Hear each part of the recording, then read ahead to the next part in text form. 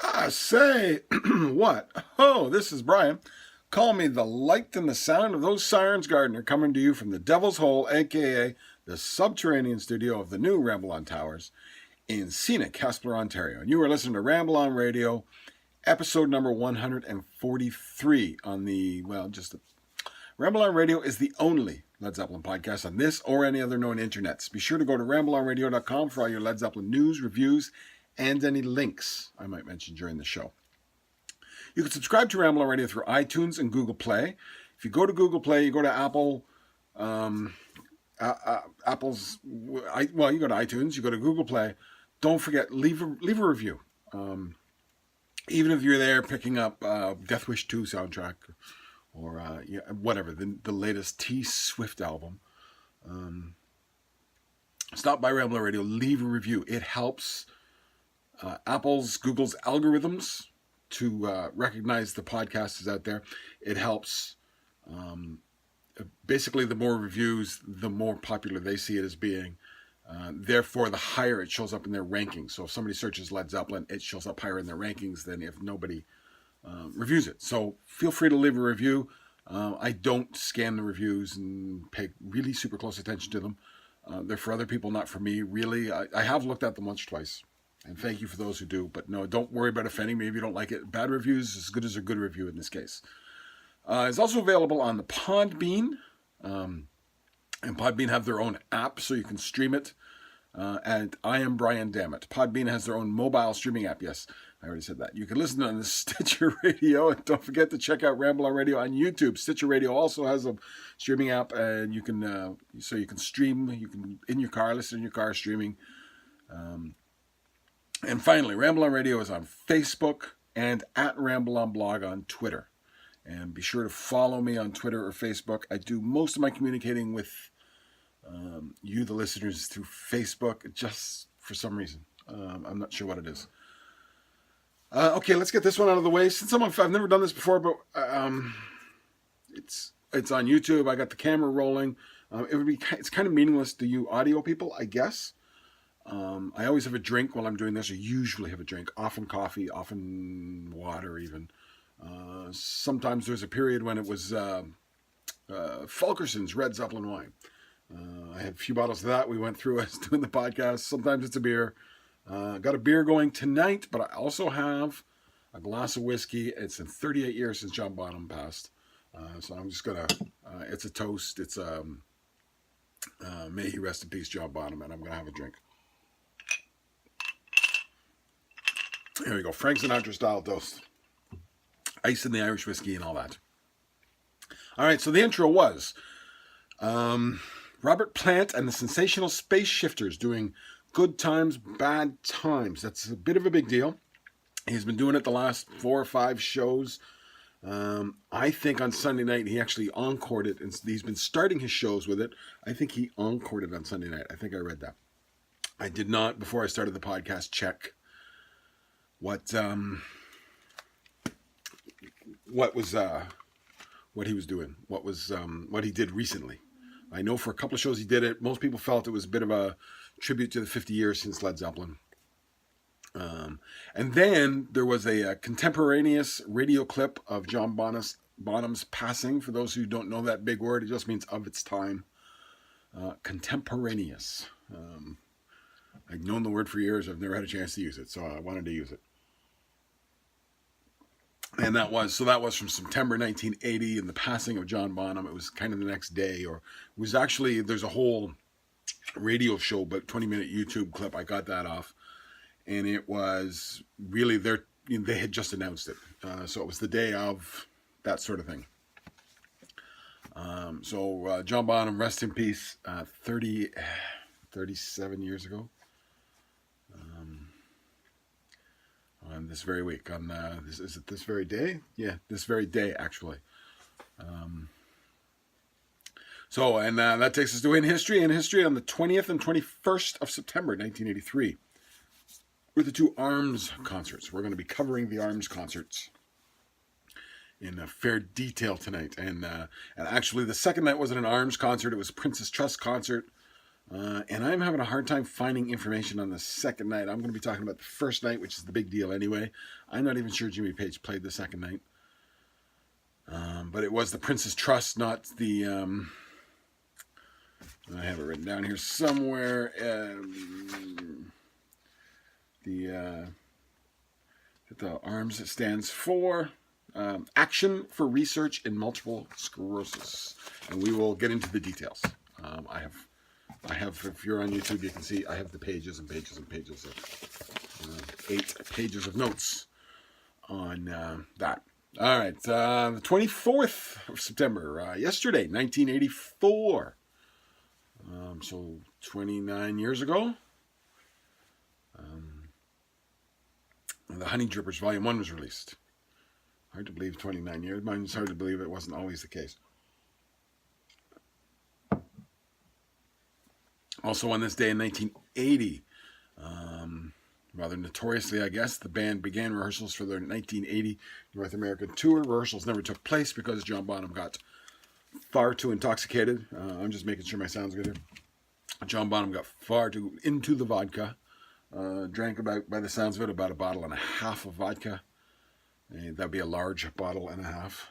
And of course, the next day was found dead, age 32, John Bonham, on the 25th of December, 1980. 26th of September, 2008, Robert Plant and Alison Krauss performed at the Hurricane Katrina benefit in Oklahoma City. And on the 28th, 1976, The Song Remains the Same LP was released. Not re-released. Note, but released. Okay, this is going to be a long one. This is going to be a long podcast. Because, like I say, I have 8 pages of ARMS concert, and there's about 6 other things to talk about. I'm going to try and cover it as fast as I can. I'm going to skip the first one, no big deal. There's a new soundboard, bootleg soundboard coming out from Japan, 1971. It's just been announced. People are already complaining. Not a complete show, but previously I guess it had been an audience recording, or part soundboard had been out there / audience recording. And this is now coming out. It's Japan, 1971. Don't have the exact date. Apologies. When it does come out, I will listen to it, download it, play you a clip or two, and let you know what I think. But those kind of Japan shows are favorites among those who know the concerts well, know their shows well. Bands seem to be on when they did Japan. They seem to they enjoyed Japan, and they seem to do everything they could to make it a good show. Including they sometimes played songs they didn't play at other times. And no, I don't have an example. Okay, it sounds like the rumor mill hits. There's going to be a streaming service of live Led Zeppelin recordings. This was found. Got to credit where credit was due. James Cook from Led Zeppelin News. We talk about often here, and if you don't follow Led Zeppelin News on Twitter, you really should. But he dug up a patent application. Is it a patent or is it? Well, anyway, and it's basically for the intellectual property rights to certain programming that streams live concerts. We have no idea if this is going to be. We're dipping into Jimmy Page's collection of soundboard recordings. If something else exists we didn't know exist, or if it's just going to be all the stuff we know, and he's basically just going to dump it on a streaming service, charge you $10 a month to hear it. If the latter, it's doomed to fail or be expensive. How's that? Because really not a lot of people are going to pay that. That stuff's out there pretty freely available.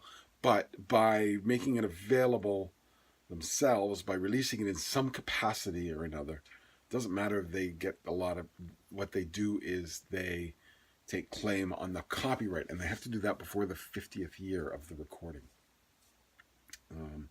Otherwise, some other stuff comes into play regarding copyright. And we're Anybody out there is an EU copyright lawyer, contact me. I'd love to talk to you on air or off to get better information on this, or if anybody has an idea, somebody to talk to on that front. It might be worth, as we come on the 50th anniversary, just to talk about how this works, what they can and can't do, what other people can and can't do with the recordings. My understanding is, like, if I recorded a show in 1968,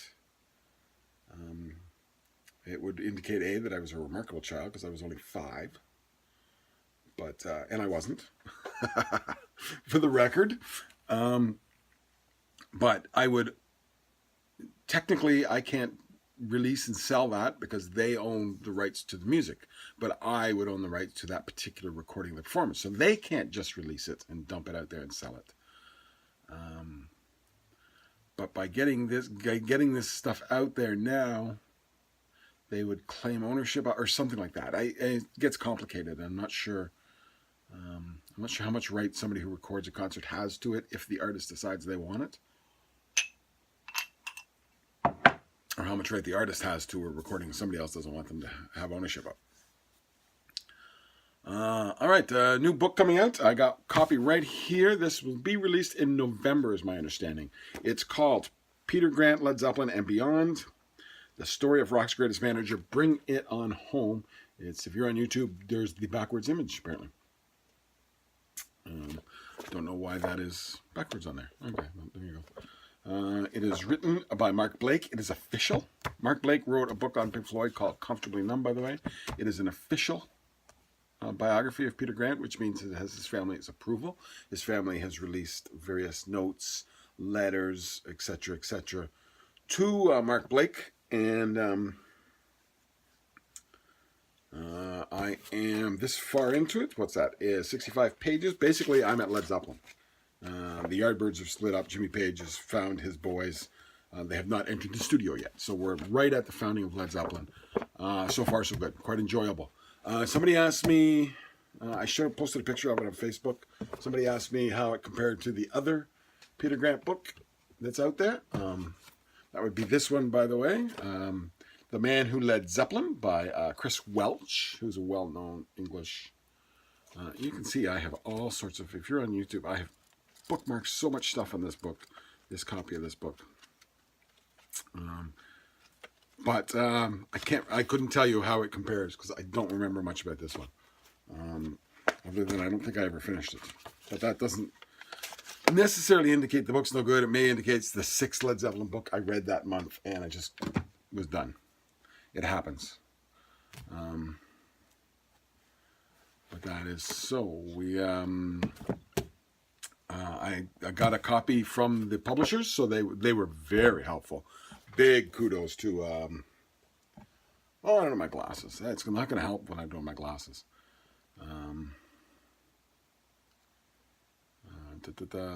DeCapo Press. They were super, like I got passed around. Sorry, I'm Britain. Let me post this I'm going to CC my reply to you to 7 other people. One of them will be the person who helps you. And I basically got a reply from Ireland. Sorry, that's not me who helps. Wish I could do it for you. Maybe try this guy, and I posted to the American guy. And the American guy says, where are you? And I said, Canada. And he said, oh, no, you want the Canadian person. And the Canadian contact. And forgive me, I cannot remember her name. Super fast, super friendly about it. Quick email. What's your address? I'll get a book out to you right away. I have a copy sitting on my desk, she says. I will get it in the mail today. That was last Friday.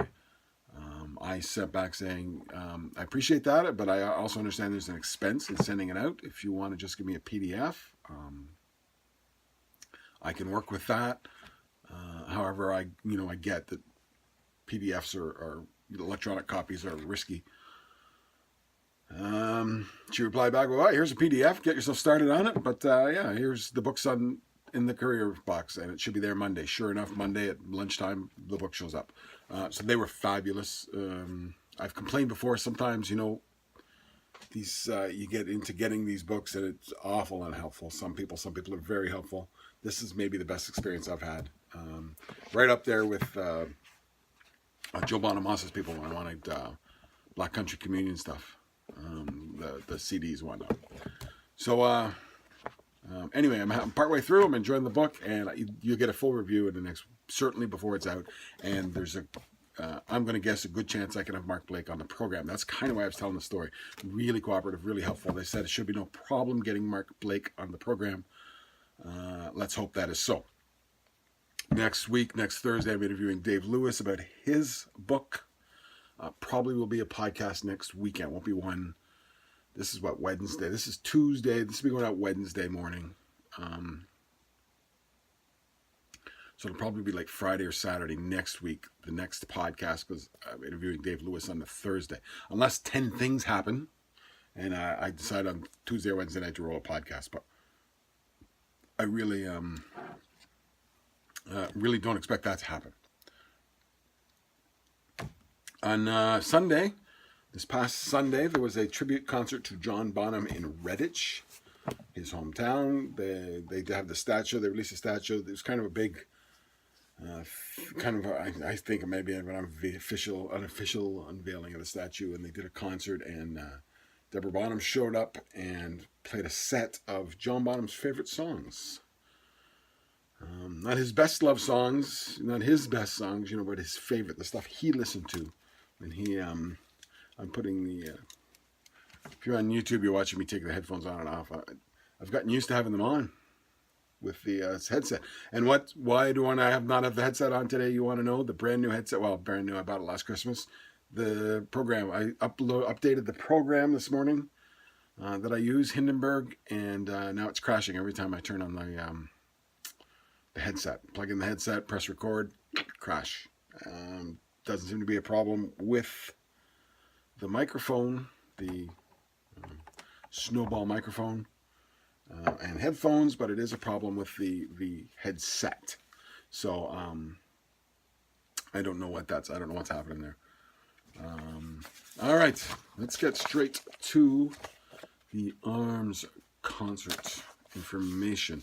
I posted on Facebook the other day, what does Pete Townsend, Ronnie Laine's rough mix, a picture of the album that I was listening to as I started to write this. I said, what's this have to do with the Led Zeppelin podcast? Somebody rightfully said ARMS concert 1983. And if you look over my shoulder, you can see it. It's facing out, second shelf, right there.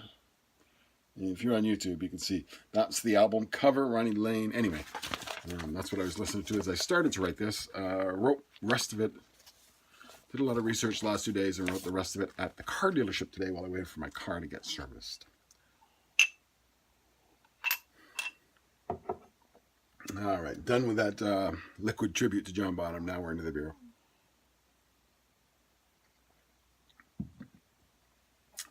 While recording, okay. So anyway, that album's significant. While recording that album that I was playing, Rough Mix, Pete Townsend and Ronnie Laine's Rough Mix in the fall of '76 and early spring '77. Ronnie Laine, the former bassist of the Faces and the Small Faces, was diagnosed with multiple sclerosis. It was not known that he had multiple sclerosis. It was diagnosed, but generally not known. He was only just early stages of it. Now, Rough Mix, for the record, is it's kind of a folkish, not a heavy rock album, considering it's the Faces bass player and the Who's guitar player. It's not a hard rock album. It's very folkish. It's very songwriter focused. And it was at the time and still is extremely well received by critics, still considered by many, many, many who consider themselves knowledgeable in this sort of thing, an excellent album. I would go to good, quite good. I wouldn't go up to very good or excellent. How's that? Right. It's okay. It's a good album,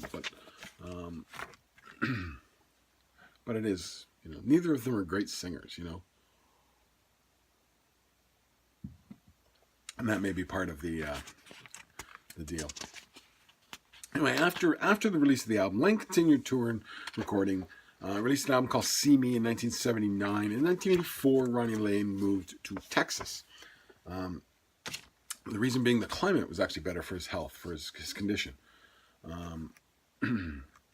And after the Faces, kind of between the Faces and his diagnosis, he had a band called Slim Chance. While he was in Texas, he reformed Slim Chance, not with the same people though, using a rotating cast of members. And this is my guess. Presumably, this had to do with Laine's health. That basically, Laine probably was couldn't always play, couldn't always be up to playing, so it was a rotating cast of characters because musicians talented enough to play with Ronnie Laine are busy musicians, right? So who's available this week? All right, Ronnie can play. Let's go play. That's my guess, but I do know it was a rotating cast of characters. In 1994, Laine moved to Trinidad, Colorado. He was, and this came up in the Peter Grant book. This is funny how these things roll together sometimes, but this came up in the Peter Grant book. Small Faces were managed by Don Arden, who is Sharon Osbourne's father, who Peter Grant got his start as a manager in the stable of Don Arden. He toured the States with, he actually was trudging like Gene Vincent around England in the early 60s. Don Arden was in charge of that. And then he had developed a stable of artists, and Peter Grant worked for him and learned how to manage, how to run tours, how to do all the stuff he did, working with Don Arden. The thing about Don Arden was he kept all the money for himself. The Small Faces received virtually no royalties. And they ended up, there was a suit, and it was after Steve Marriott died, it was after Ronnie Laine died, that they finally got royalties for their work. So he was living in Colorado, he was receiving no money. Faces were, a fairly popular band and selling lots of albums, both Faces and Small Faces. And Ronnie Wood, Rod Stewart, and Jimmy Page were funding his medical care. So good for all three of them. We're Led Zeppelin focus here, so good for Jimmy, but good for all three of them for doing that, for looking after their friend. On June 4th, 1997, Laine was in the final stages of MS, and he succumbed to pneumonia. So that's 20 years from diagnosis to passing for Ronnie Laine. He's buried in the Masonic Cemetery in Trinidad, Colorado.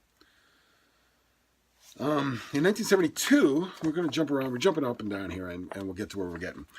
72, Laine bought a 16-track studio housed in a 26-foot Airstream trailer with a Helios mixing console, Studer and Rivox tape machines, and I have no idea how to say these things properly, and a tannoy monitoring built by Ron Nevison. It was known as the Ronnie Laine Mobile Studio. It was used to record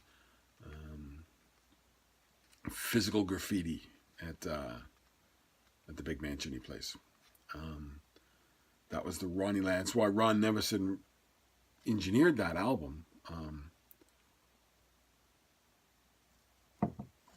The reason Nevison was there was because it was him who ran the machines in Ronnie Laine's studio. So yeah, they trucked it out. I think for Houses of the Holy, they used the Rolling Stones Mobile Studio. The next year they used Ronnie Laine's Mobile Studio. And with the Rovers, of course, with the Stones Mobile Studio, Ian Stewart came with that. He was a member of the Stones in the very, very early days. A keyboard player who kind of got booted out of the band for not being handsome enough. But stuck around, became their road manager, became their everything, and did well for himself just by not letting his ego get in the way. And he came with the Rolling Stones console, mixing truck, and that's why Boogie Was Stu. That's the Stu in Boogie Was Stu. And he comes up in our story later on. In the early 80s, we're jumping back. Now in the early 80s, Laine taken a treatment for his MS that used hyperbaric oxygen, and he found it was effective and gave him some relief. The procedure, however, required quite expensive equipment and was therefore expensive to receive. Made it beyond the means of most MS sufferers. If you can imagine, most MS sufferers don't have Jimmy Page and Rod Stewart as friends. Most MS sufferers are unable to work. Their families can't kill themselves working. You can't work 2 jobs and look after somebody with MS. That's a death toll on yourself. So MS sufferers would be suffering financially anyway. Would at least be not jumping ahead, not able to, and certainly not able to afford expensive treatments. So Laine sought to raise money to buy a hyperbaric machine that could be used for MS victims in Britain. He originally talked to Eric Clapton about performing at a benefit. He had the idea for a benefit, and he talked to Clapton. The benefit would be called the Action for Research in Multiple Sclerosis, or ARMS, charity concert. Clapton agreed and passed on the info to Glyn Johns. Glyn Johns was organizing a command performance for Prince Charles by Eric Clapton. And Johns basically booked an extra night at the Royal Albert Hall, and they created the ARMS benefit. So on September 20, 1983, 35 years ago, this week, 5 days ago, so this is Tuesday, so last Friday, basically, September 20, the Ronnie Laine Appeal for ARMS concert was held at the Royal Albert Hall, featuring Eric Clapton, Jeff Beck, Steve Winwood, Andy Fairweather Lowe, Bill Wyman, Kenny Jones, Charlie Watts, and oh yes, the first post-Led Zeppelin performance by Jimmy Page. Now, Page had been on stage once or twice. I think he joined Plant once.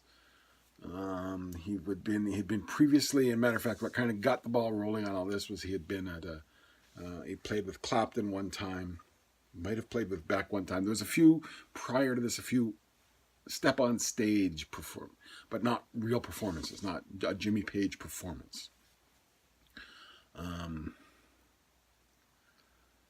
Page was actually recruited for the concert by, and here we go, comes back in the story, Ian Stewart, Rolling Stones road manager, the guy who runs the Rolling Stones mobile studio, Boogie with Stu. Ian Stewart. It was at a party at Jeff Beck's house.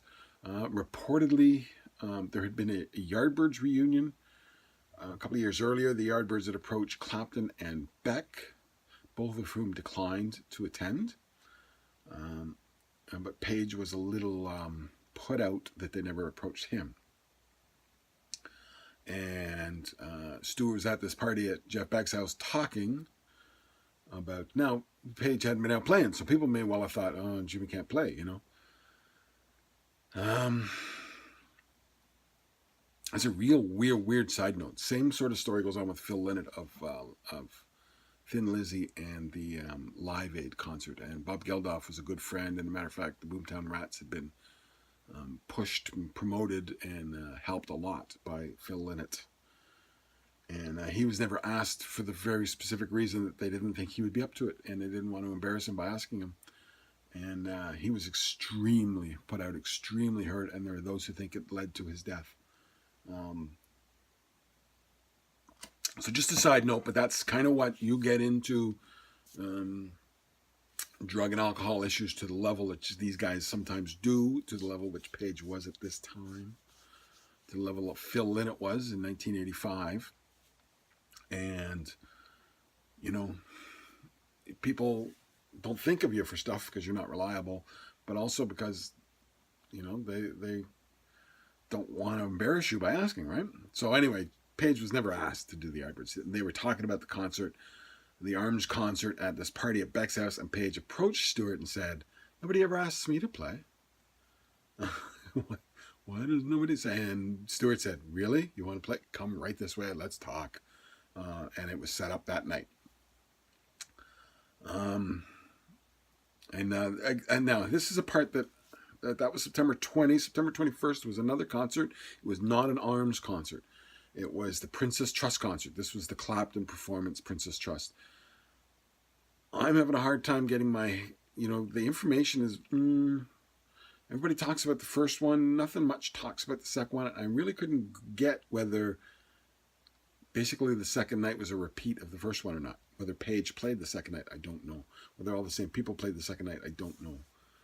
But I believe so. I believe it was the same concert repeated, but I don't know on this. Page played 4 songs that night, 3 from his Death Wish 2 soundtrack, which had been released the years previous, and an instrumental version of Stairway to Heaven. Now, there's a VCR. I couldn't find, the other thing I couldn't find was an absolute, for sure, set list. This was the set. What I kept finding was there was a VCR released of this concert. It was never released on DVD or Blu-ray. It's out of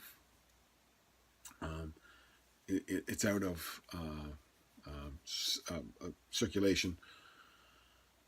But that's the set list I find, what was on the VCR. And we know for fact that there's some songs missing from the VCR. We know for fact there's some out of order, and I'll get to that. But here's the set list from the VCR, just to give you a good idea of what happened that night. Eric Clapton performed Everybody Ought to Make a Change. Rita May, Lay Down Sally. Oh, the tribute to John Bonham is going to my tongue. Ramble on My Mind, Have You Ever Loved a Woman? And Cocaine. Andy Fairweather Lowe played Man Smart, Woman Smarter. Steve Winwood with Eric Clapton played Roadrunner, Take Me to the River, Slow Down Sundown, and Give Me Some Lovin'. That was the first set. So the first set was the Clapton set. Intermission, Jeff Beck comes on, plays Star Cycle, The Pump, Goodbye Pork Hat, Lead Boots, and, much to everybody's surprise, apparently, Hi Ho Silver Lining. And then Jimmy Page came on, did Prelude from Death Wish 2, City Sirens, Who's to Blame, and Stairway to Heaven. And this is where this is one of the places we know the set is out of order in the VCR from the concert, because Page played Who's to Blame, then City Sirens, but the VCR is City Sirens, then Who's to Blame. And if you go on YouTube, you can see Page's set, and it's clear as day. He plays City Sirens second. Steve Winwood, by the way, was singing with him, and we'll get to that in a minute. And then, Stairway to Heaven as an instrumental. And then finally, they all came on. Tulsa Time and Layla.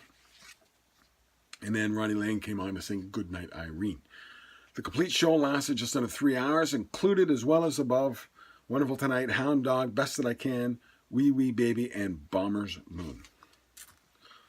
All right, that's the concert. That's what you got that night. Sounds like a good show. I think I read it was £6. Or was it 10? I might have seen £10. But it was something like that. Fairly inexpensive night for what you got, yeah? So anyway, Steve Winwood, as noted, joined Page on stage as a singer on City Sirens and Who's to Blame. It's an interesting pairing. It's an interesting pairing if only because Winwood was one of the singers Page considered when he was forming Led Zeppelin. There's always talk, you always hear the talk with Terry Reid, who was just had some options, was touring, about to tour the States, just got a record deal and turned it down somewhat reluctantly, wanted to do it, but recommended a fellow called Robert Plant that he had performed with or sang with or seen at a show, shared a bill with, something like that. The other one you hear a lot about is Steve Marriott. They were looking for Steve Marriott, and again we get back to Don Arden, where Don Arden reportedly told Page, hard to form a band with 10 broken fingers.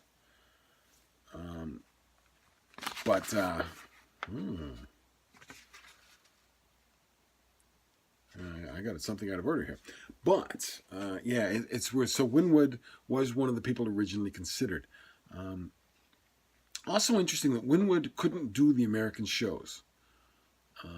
The concert, and we haven't got to this yet, and this is a kind of a different conversation, but after these 2 concerts, it was enjoyed so much, they went to the States and did 8 or 10 shows or something. A tour, really. And Winwood couldn't do. Winwood had a prior commitment, couldn't do them. So Page asked Paul Rodgers to sing during his set, which led, of course, to the development of The Firm. So here's a thought experiment. Here's a fun thought experiment. It's like the fun thought experiment. What if Steve Marriott had joined Led Zeppelin? What if Steve Winwood had joined Led Zeppelin? What if Terry Reid had joined Led Zeppelin? What if Bev Bevan? I think he was considered at one point as a drummer. What if these guys? What if Chris Dreja had stayed on his bass and not John Paul Jones? Those are fun thought experiments, but they're meaningless because they wouldn't be, But what happens if Steve Winwood had gone to the American Arms shows? Does the firm happen? Probably not. Does a Page Winwood something happen? So yeah, here's the thought experiment. The firm released 2 albums, 1985 and 1986. Steve Winwood released an album in 82. He released, I forget what it's called, but it's got Valerie on it, and I forget, the Higher Love, maybe. But in 85 and 86 was the firm. 86, Winwood released, it's his best, I think his best album, Back in the High Life. So what does a Page Winwood band of 85, 86 sound like? A combination of the firm and Back in the High Life. I got to tell you the truth. I take that over the firm any day. But I love, see, here's the deal. I love Steve Winwood as a singer. I love Steve. Steve Winwood plays the kind of music I don't particularly like. Not that I don't like, but, kind of bores me. But not when Steve Winwood's singing. I just love listening to Steve Winwood sing. I can listen to Steve Winwood sing all day, and I would love to hear a Page Steve Winwood kind of connection like that. Would have been great. But what does it sound like? What does that band sound like? Here's a hint. Listen to Ark of the Diver, the song Ark of the Diver. Listen to the guitar on it. It's a dirty guitar playing, and it could be Page at his best. And but Winwood can carry a song with his voice, just him. A really mediocre song, and Page can develop really mediocre songs into really interesting musical experiments. So it's to me, there's something exciting about that possibility. But it didn't happen. There's no and look, this is purely an exercise. There's no evidence that either musician ever considered such a pairing. It was never anything that was going to happen. It's not something that's going to happen now. But it's kind of a fun thing. And as I was kind of writing this and thinking about it, it kind of excites me a little. That might be something I like better than the firm. I got to tell you. But anyway, so let's go to that. That's what happened. That's the events around it. So let's look at Page's set specifically. To start, interesting is Page went on last after Clapton. We heard how much Clapton did. A set with Steve Winwood, with Andy Fairweather Lowe, his own stuff. And then comes on Jeff Beck. Beck is, at his best, brilliant. And both Clapton and Page have said at times he might be the best guitar player amongst them. Beck was on this night, brilliant. He was on, and he was brilliant. And Clapton, after all the shows, after it all, later commented that after Arms, he considered Beck, after seeing him at the Arms show, he considered Beck the finest guitar player I'd ever seen. He was that good that night. And here's Jimmy Page. Jimmy Page, in his first post-Led Zeppelin performance, hasn't performed in 3 years. Is pretty bad on the heroin, is really sick looking actually. Playing 3 songs from a soundtrack album that peaked at number 40 in the UK charts a year and a half earlier. Not the recipes for success. Sounds like a problem. It sounds like Page might have a problem. And most reports, everything you read, every time you get into the book on this, there's a theme that comes up about Jimmy Page. Jimmy Page was weak, was frail, if you see the videos, if you see pictures from the concert, his arms look like toothpicks. He's well into his, I don't like to say this because Page has never publicly admitted it. So it becomes, allegedly, it's an allegedly thing. But let's drop the allegedly for now. Jimmy Page was a full-blown heroin addict at this point, in a bad way. After the death of John Bonham, he went off the deep end. And it was, the heroin addiction was really bad. Page was very unhealthy in terms of that sort of thing. and he looks unhealthy, and he's frail, and he's weak. And the reports you hear the backstage, there's considerable concern amongst people is, can this guy stand for 40 minutes to do a set, for 20 minutes to do a set? Can he stand there and play the guitar? Can he keep it together for that long? And it's a 4-song set. Think about this. He's a 39-year-old man. They're wondering whether he can do a 20, 25-minute set, 4 songs. He's one of the best in the world. He's done previously, his previous band did, wrote some of the most amazing music. He has some of the great performances in rock and roll. They did 3.5, 4-hour shows, and 3 years later, 4 or 5 years later, people are standing around thinking, can he keep it together for 20 minutes? That's the concern about Page at this stage.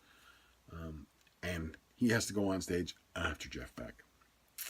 And here's an example of what I'm talking about. This is from Martin Power's No Quarter, The 3 Lives of Jimmy Page. As the Royal Albert Hall show loomed large, even Beck remained unsure of whether Page had the goods to win the day, let alone carry the night. At rehearsal, he later said, we weren't even sure Jimmy was going to make it through. And that's, like, they talk, so, it's one or two of the books, I forget which book it was, but one of them, you get the impression, like, how old was Page here? I'm thinking, what was he, 90? And I had to go and look. Yeah, he was 39 years old.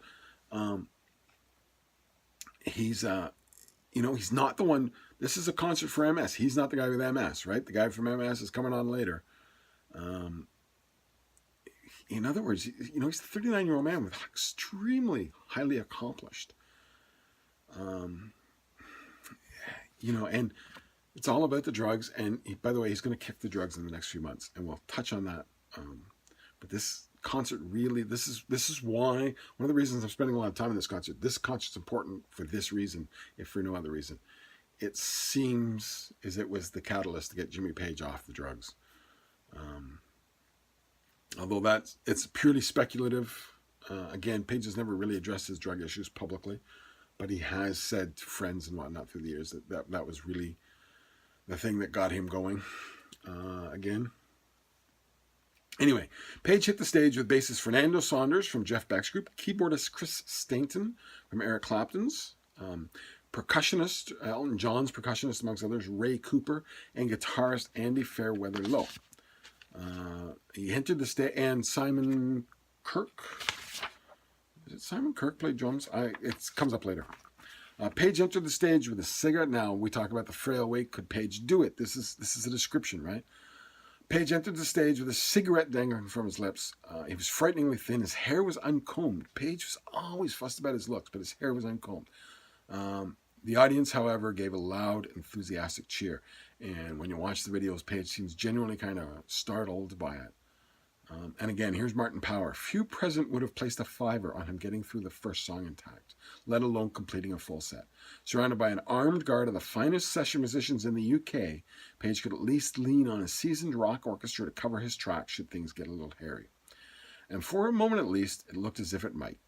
Pacing furiously backwards and forwards while constantly adjusting the sleeves of his pale blue jacket, Jimmy appeared ready to cut and run rather than strike up that all-important first note. And then he did.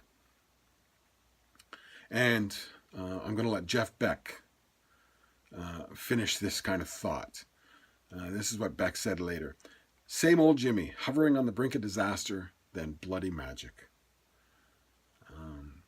And everybody there felt the same way. It was magic. Not brilliant musically, but magic. Page played the Brown Telecaster that he began using in '77 with Led Zeppelin. It has what's called a B-bender on it. B-bender is a kind of a gear that attaches to the second string of the guitar. The strings go, by the way, the top one closest to your face is the sixth. The one closest to your leg is the first. So the second one is the second one up from the bottom. The second highest in tone, and it's a B.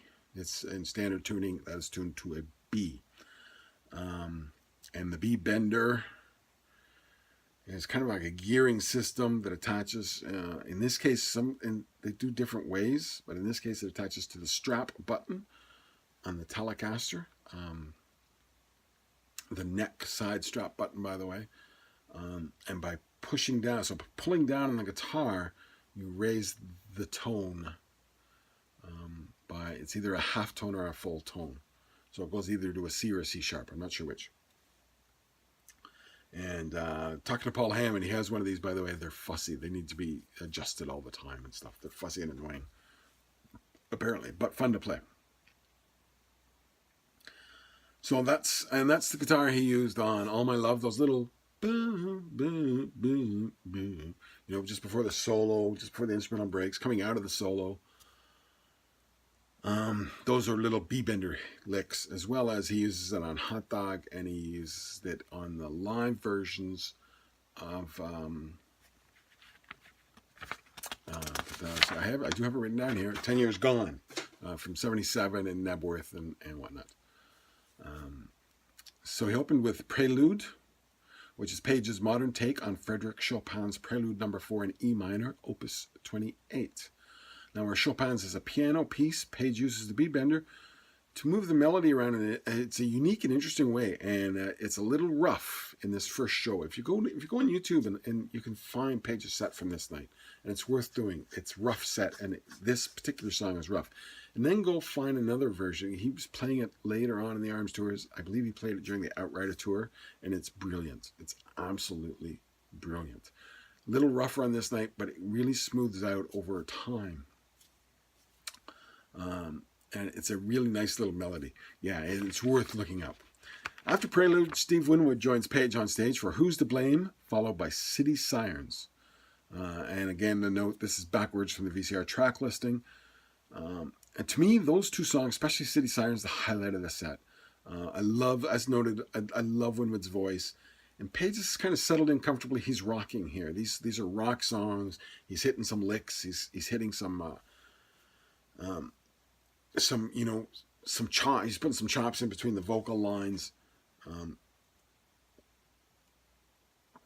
This is what Page does his best. This is him at his best, and he sounds great here. And Winwood's really adding something to the proceedings. He's playing with confidence, and he's moving around. He's not kind of stumbling like he was early on. He's more moving around freely with the music. In later Arms shows, again, Prelude becomes the standout of the set. Stairway to Heaven becomes the standout of the set. But on this night, on this set, it's definitely Who's to Blame and City Sirens. Then the Telecaster. So City Sirens is done. The Telecaster gets put aside, and Page is handed his red double neck.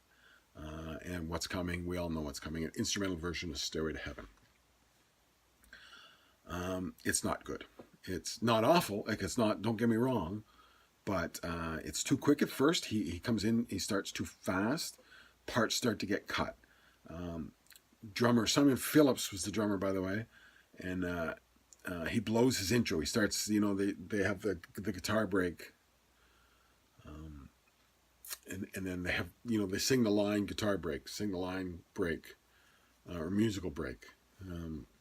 Through the middle section, and the drums come in just as a pickup to the vocal part, but he comes in about halfway through the break. It's very, what the hell did just happen?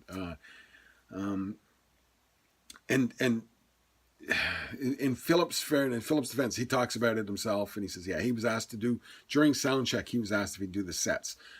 He credits Steve Winwood with kind of pulling him through the Death Wish 2 songs. He gets him there, helps him out with cueing and that sort of thing. But Winwood's not there on Stairway, and this is Phillips himself. Without the vocals, it didn't make, it being Stairway, didn't make a lot of sense. And the bridge section is something that you had to properly rehearse due to the time changes there. So he found it confusing. And by the way, I don't think he means the song didn't make a lot of sense without the vocals. I think what he meant was where he's supposed to come in, where the breaks were happening, where the timing things happen. It didn't make musically, as a musician trying to play it, it didn't make a lot of sense. The vocal cues were key. Adding to the confusion, Jeff Beck was supposed to come on stage and play the melody on his guitar. So the Robert Plant part was supposed to be played by Jeff Beck. He didn't. And if you listen to it on YouTube, you'll find the keyboardist Staten does his level best to pluck it out on what sounds like, can best be described as a Bontempi organ or a Casio keyboard. It sounds awful. It's the worst, cheesiest 80 synth song or synth sound going, and that's what he ends up using, and it just is like, oh, really. But there you go. It's and who cares? Who cares? It was nobody in attendance cared. That's for sure. Stairway was. They came. They saw Jimmy Concord. You know, they came and they saw Stairway and they loved it, and they gave Page a standing ovation when he was done. So what do you do for an encore when you've just had Jimmy Page play Stairway to Heaven for the first time in 3 years? How about this? The three legendary guitar players, Yardbirds guitar players, performing together for the first time ever in their careers. Now, certainly Page and Clapton have played together, Beck and Clapton. Absolutely, Page and Beck have played together in the Yardbirds, but all three of them on the stage at the same time performing never happened before. The stage filled with musicians as everyone, or at least almost everyone, involved in the performance came on stage, and the guitarists led them through Tulsa Time and Layla. Layla featuring solos from all three of the guitar legends. Although Page is not fully confident yet, just not fully there. Had to be talked in the first place, and I read something today, somebody was at the sound check talking about watching Clapton arguing with Page at the sound check about, yes, you will do a solo.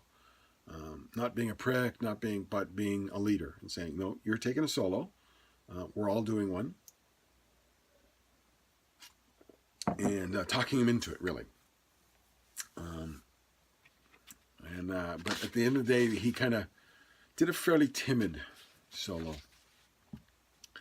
And they finished out with Ronnie Laine himself, who, after all, the show was about, coming out and leading the band in Good Night, Irene. The concert was so successful and so enjoyed by the tourists, the artists themselves, that they would take it on tour of the States in November, December. There would be changes. Joe Cocker would join the ensemble. And Paul Rodgers, as noted, would play with Page. Page had an expanded set at this time, which included, we'll get there. And he had an expanded set, and Clapton and Beck would, in fact, join Page on Stairway to Heaven, not to play the melody. And, so, shows I've seen of this, my recollection, I didn't go into the U.S. shows, but in the past I have, and my recollection is the audience sings Stairway to Heaven at the American shows. And it's one of those things that they pick up and do, which makes sense to me. But Clapton and Beck joined Page on stage for the solo section, and they all three share in lead guitar duties, doing a little soloing. Worth noting, I mentioned earlier about the drugs. Page would reportedly go to the United States clean. This would be the first time in years he was clean. And Keith Richards reportedly used to go through a blood transfusion treatment before U.S. tours. The reason being he had to take a medical before he would be allowed into the States, and heroin was a showstopper. And that was what's always been reported. So apparently, in order to go to the States, Page had to clean up in order to get permissions to go to the tour and whatnot, and did so. And then in the aftermath, the firm would develop, and he would tour with Paul Rodgers, 2 shows, and Paul Rodgers has talked. And I'm trying to remember, I think it's the Brad Talinsky book, with an interview with Paul Rodgers where he talks about, he lost his friend Paul Costas to the drugs, his guitar player in the band Free, and he saw this as an opportunity to help Jimmy get off the drugs. Jimmy was starting to get clean and needed to be busy and needed to be working, and so they did. And they had a two album agreement and a two album plus tours agreement, and both stuck to that agreement. So the firm would form and would tour, would do 2 albums. And in fact, Midnight Moonlight was actually played at the American shows. They actually played that song, and it would appear 2 years later, of course, on the first album. And it was originally presented to Zeppelin as an album or a song called Swan Song, many years earlier. So it'd been something that had been sitting in Page's been sitting ready to be played by Page for quite a while. Page himself has since credited with the Arms Tours with getting him back out there, reigniting his love for performing, and getting clean. He told friends that it's what got him there, and he would later say publicly, after the last show of the Arms Tour in America, he thought to himself, if I stopped now, I'd be a bloody fool. And of course, he wouldn't stop there a lot. He was actually quite busy in 1984. And of course, the firm developed at that point in time. He did the album with Roy Harper, I think, in 1984. I think that's right. He would help Robert Plant out with the Honey Drippers. Yeah, he started doing a lot more work, a lot more playing in the next year. And that would, that's the story of, as best I can do for you anyway, of the Arms Tour. Very interesting tour, very interesting kind of point in, all these great musicians in their careers and their work. And Ronnie Laine is to this day missed. He was considered one of the very great guys, one of the good guys. And by the way, if you've never dug the Faces, go get a Faces album or two. Go get their greatest hits album. I know there's people go, it's Rod Stewart. Oh crap, Rod Stewart. Trust me, Rod Stewart wasn't always Rod Stewart. Rod Stewart was something else entirely at one point. And the Faces are the best example of it. All right, so we do my From the Collection. And so this week I got this thing called, and if you're on YouTube, you get to see it. It's a magazine. It's called Ideal Celebrity Series Number 3, Led Zeppelin. And it's got 29 color pinups and 2 super posters. And of course, one of the super posters is the cover. You can see the front there and the back there. Like, this is basically just a little fluff magazine. It came out in 1976, 76. It says 79 on the inside. But the discography goes up to 76. So, Presidents, song remains the same. So yeah, before Into the Outdoor, I ordered it. I had a friend and I ordered it in school. I think he did the ordering. A guy who's still a friend, by the way. I still see. We saw it in the back of the magazine, some magazine, or back of something. It was People Magazine or something. I don't know. And here we go. Here's like page 3. The first 10 years were the hardest. Have they finally beaten the curse? But this is really a picture book, and you got to understand something. Like, a lot of these pictures are common now. You've seen these. This one, for instance, is Earl's Court. I've seen it. You've seen it. By the way, if you're wondering what I'm looking at, go to YouTube, find the Led Zeppelin podcast number 143 video. Go to like 57 minutes, and you're there. That's the point. So it's fairly common pictures, fairly common stuff now. And this is what I'm going to show you. This one. That's Earl's Court at the end. And we've all seen that picture 100 times. I'd never seen it before. I was blown away when I seen that picture when this magazine came in.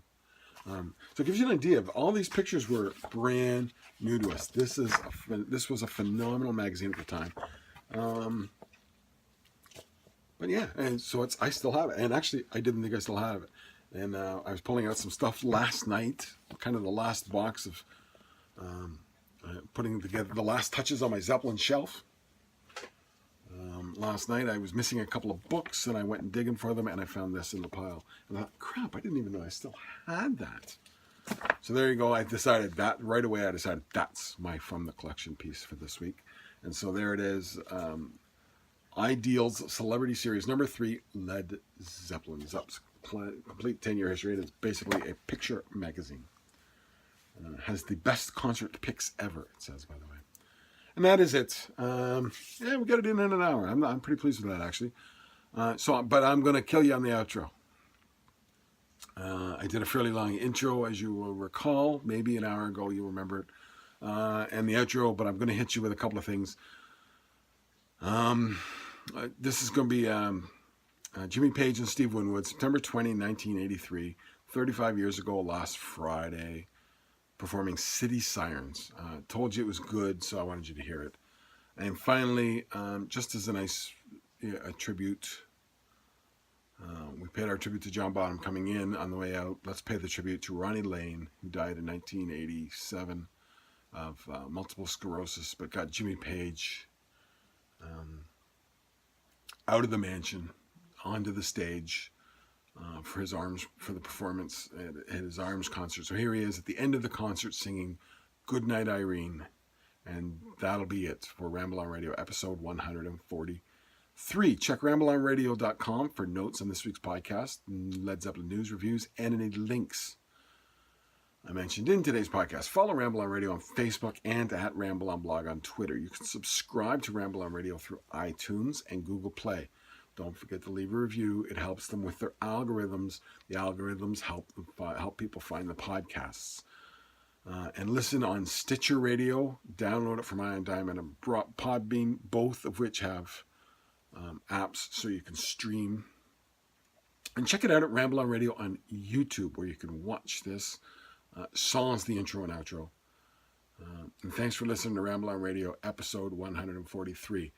And for those not on YouTube, this is Jimmy Page, Steve Winwood, September 20, 1983, City Sirens, and then Ronnie Laine closing it out with Goodnight Irene.